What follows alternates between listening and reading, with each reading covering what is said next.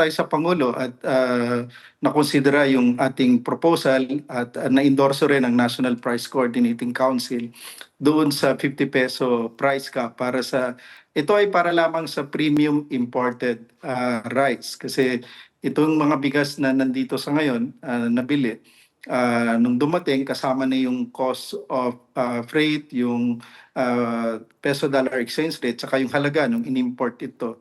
Nakita natin na yung 50 pesos would be enough to cover yung price nito up to the retail.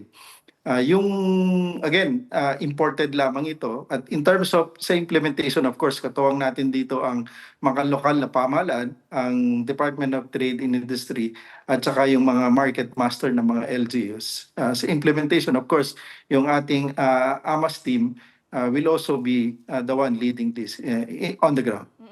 Pero how sustainable is that, Asika, no? Given the global pressures, nabanggit na nga natin the weaker peso, today it hit another all-time low. If global prices continue to spike, anong magiging plano ng DA, especially if this extends beyond the 30 days? Yun nga, for a very short period of time lang naman ito, 30 days. Normally kasi pag lumalampas off, ina-implement ng matagal. Medyo nagkakaroon ng epekto na yan sa market. So sisiguraduhin lang within those period talaga ma-implement ito ng maayos. Hindi rin natin gugustuhin na mapatagal ito kasi ma-impluwensyahan nga yung pressure rin sa merkado.